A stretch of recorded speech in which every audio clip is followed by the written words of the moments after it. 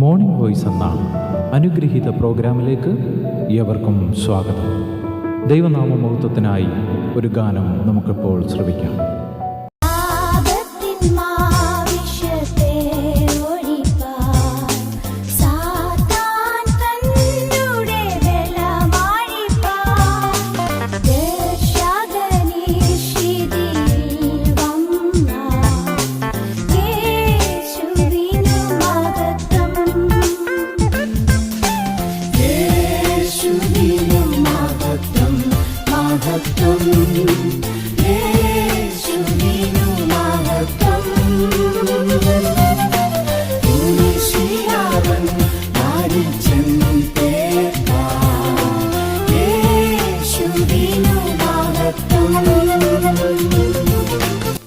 ഇന്ന് ദൈവവചനത്തിൽ നിന്ന് കർത്താവിൻ്റെ ദാസൻ ബിജു മാത്യു കല്ലിശ്ശേരി ധ്യാനചിന്തകൾ പങ്കുവയ്ക്കുന്നു. പ്രാർത്ഥനയോടെ ശ്രവിച്ചാലും. ദൈവത്തിൻ്റെ പരിശുദ്ധമായ നാമം മഹത്വപ്പെടുമാറാകട്ടെ.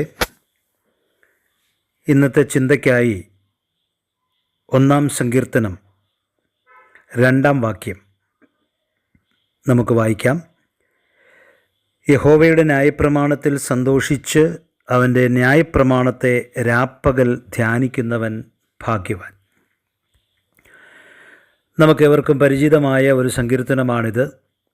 ഈ സങ്കീർത്തനം അറിയാത്തവരായി ക്രൈസ്തവരിൽ ആരും തന്നെ ഉണ്ടാവുകയില്ല.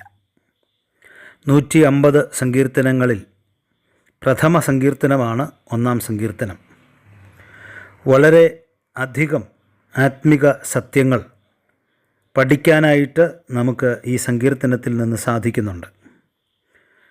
വളരെ നാളുകൾ ധ്യാനിച്ചാലും തീരാത്ത വിധം ദൈവിക ആലോചനകൾ ഉള്ളടക്കം ചെയ്തിട്ടുള്ള ഒരു സങ്കീർത്തനമാണ് ഈ സങ്കീർത്തനം.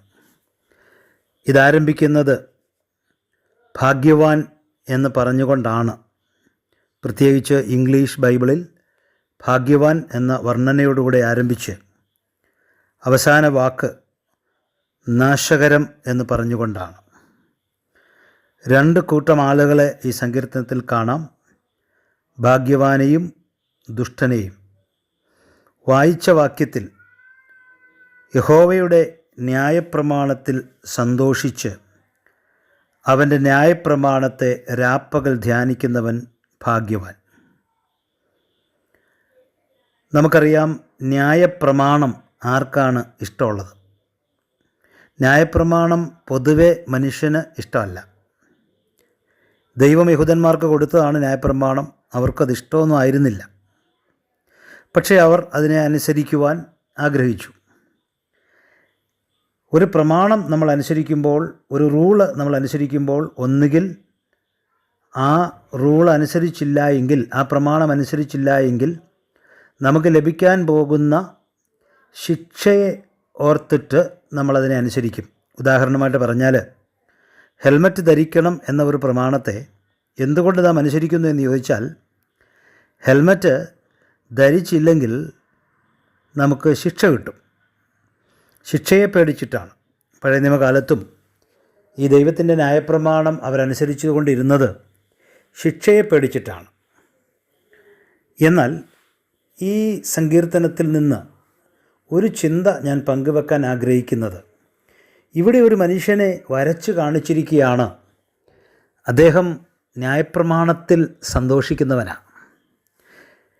എന്തുകൊണ്ട് അദ്ദേഹം ന്യായപ്രമാണത്തിൽ സന്തോഷിക്കുന്നു എന്ന് ചോദിച്ചാൽ, അതിൻ്റെ തൊട്ട് മുകളിൽ 1-ാം വാക്യം പറയുന്നത്, ദുഷ്ടന്മാരുടെ ആലോചന പ്രകാരം നടക്കാതെ, പാപികളുടെ വഴിയിൽ നിൽക്കാതെ, പരിഹാസികളുടെ ഇരിപ്പിടത്തിൽ ഇരിക്കാത്ത ഒരു മനുഷ്യൻ.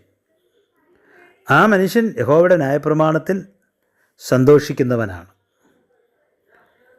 എന്തുകൊണ്ടാണ് യഹോവയുടെ ന്യായപ്രമാണത്തിൽ സന്തോഷിക്കുക? നമ്മെ സംബന്ധിച്ച് യഹോവയുടെ ന്യായപ്രമാണം നമുക്കില്ല. അത് യഹൂദന്മാർക്ക് നൽകിയതാണ്. ഇന്ന് നമ്മുടെ ന്യായപ്രമാണം എന്ന് പറയുന്നത് കർത്താവായ യേശുക്രിസ്തുവാണ്. എന്തുകൊണ്ടെന്നാൽ, ന്യായപ്രമാണത്തിൻ്റെ ശാപത്തിന് കീഴിലായിരുന്ന നമ്മെ വിലയ്ക്ക് വാങ്ങുവാൻ വേണ്ടി ഈ ലോകത്തിൽ വന്ന്, ഈ ലോകത്തിൽ ജീവിച്ച്, നമുക്ക് വേണ്ടി ക്രൂശിൽ മരിച്ച്, ന്യായപ്രമാണത്തിൻ്റെ ശത്രുത്വം നീക്കി ന്യായപ്രമാണം മുഴുവനും നിവർത്തിച്ച് നമുക്ക് പകരമായി കർത്താവ് ന്യായപ്രമാണത്തെ മുഴുവനായി അംഗീകരിച്ച് അനുസരിച്ചുകൊണ്ട് നമുക്ക് വേണ്ടി ക്രൂശിൽ മരിച്ച് അടക്കപ്പെട്ട് ഉയർത്തെഴുന്നേറ്റ കർത്താവായ യേശുക്രിസ്തു ഇന്നും ജീവിക്കുന്നു. ഒരർത്ഥത്തിൽ പറഞ്ഞാൽ ആ യേശുക്രിസ്തുവാണ് എൻ്റെ ന്യായപ്രമാണം. ദുഷ്ടന്മാരുടെ ആലോചനപ്രകാരം നടക്കാതെ, പാപികളുടെ വഴിയിൽ നിൽക്കാതെ, പരിഹാസികളുടെ ഇരിപ്പിടത്തിൽ ഇരിക്കാതെ ഒരു ജീവിതം കഴിച്ച കർത്താവായ യേശുക്രിസ്തു. ഇനി ഞാൻ ഇങ്ങനെ പറയട്ടെ, നാം ദുഷ്ടന്മാരുടെ ആലോചനപ്രകാരം നടന്നതിൻ്റെയും പാപികളുടെ വഴിയിൽ നിന്നതിൻ്റെയും പരിഹാസികളുടെ ഇരിപ്പിടത്തിൽ ഇരുന്നതിൻ്റെയും ശിക്ഷ കർത്താവായ യേശുക്രിസ്തു അനുഭവിച്ചു കാൽവറിയിലെ ക്രൂശിൽ.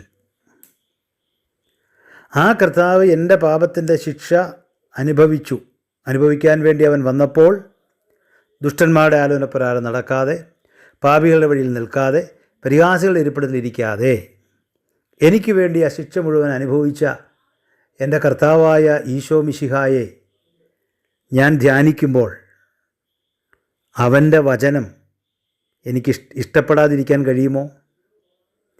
എന്തുകൊണ്ട് ദൈവത്തിൻ്റെ വചനത്തെ ഞാൻ വളരെ സ്നേഹിക്കുന്നു എന്ന് ചോദിച്ചാൽ അതിൻ്റെ കാരണം, രക്ഷിക്കപ്പെടുന്നതിന് മുൻപ് ദുഷ്ടന്മാരുടെ ആലോചനപ്രകാരം നടന്നവനായ എന്നെ, പാപികളുടെ വഴിയിൽ നിന്നവനായ എന്നെ, പരിഹാസികളുടെ ഇരിപ്പിടത്തിൽ ഇരുന്നവനായ എന്നെ രക്ഷിച്ച് ആറ്റരുകത്ത് നട്ടിരിക്കുന്ന ഒരു വൃക്ഷമാക്കി തീർക്കുവാൻ എനിക്ക് വേണ്ടി വേദനപ്പെട്ട് നൊന്ത് മരിച്ച കർത്താവായ യേശുക്രിസ്തു, എനിക്ക് വേണ്ടി രക്തം ചിന്തിയ, പാടുകളേറ്റ, പങ്കപ്പാടുകളേറ്റ ആ കർത്താവായ യേശുക്രിസ്തുവിനെ ഓർക്കുമ്പോൾ എനിക്ക് അവൻ്റെ പ്രമാണത്തെ, അവൻ്റെ വചനത്തെ, അവൻ എനിക്ക് തന്നിട്ടുള്ള അവൻ്റെ വചനത്തെ സ്നേഹിക്കാതിരിപ്പാൻ, ആ വചനത്തിൽ ഇഷ്ടപ്പെടാതിരിപ്പാൻ കഴിയില്ല. പ്രിയമുള്ളവരെ, ദൈവവചനം നമുക്കൊരു ഭാരമാണോ? അതോ ദൈവവചനം നമുക്ക് സന്തോഷമാണോ? ദൈവവചനത്തിലെ പ്രമാണങ്ങൾ നമുക്കൊരു ഭാരമാണോ? ദൈവവചനത്തിലെ പ്രമാണങ്ങൾ നമുക്ക് സന്തോഷമാണോ? ദൈവം നമ്മോട് ചെയ്യാൻ പറയുന്ന കാര്യങ്ങൾ നമുക്കൊരു ഭാരമാണോ? ദൈവം നമ്മോട് ചെയ്യരുതെന്ന് പറയുന്നതൊരു ഭാരമാണോ? അതോ അതൊരു സന്തോഷമാണോ? അത് ഭാരം ആകാതെ അതൊരു സന്തോഷമാകണമെന്നുണ്ടെങ്കിൽ കർത്താവായ യേശുക്രിസ്തു നമുക്ക് വേണ്ടി പങ്കപ്പാടും കഷ്ടപ്പാടും ഏറ്റ് നമ്മെ സ്നേഹിച്ച് ക്രൂശിൽ മരിച്ച ചരിതം നാം ഓർക്കണം. അവനെ ഓർക്കുമ്പോൾ അവൻ്റെ വചനം ഒരിക്കലും നമുക്ക് ഭാരം ആവുകയില്ല. ദൈവം നമ്മെ വിശേഷാൽ സഹായിക്കുമാറാകട്ടെ. കർത്താവ് എത്രയോ നല്ലവനാണ്. അവൻ്റെ വചനത്തെ രാപ്പകൽ ധ്യാനിക്കുന്നവൻ ഭാഗ്യവാൻ എന്നുള്ളതാണ്. മറ്റൊരു കാര്യം കൂടെ പറഞ്ഞ് ഞാൻ ഈ വാക്കുകളിലൂടെ ഉപസംഹരിക്കട്ടെ.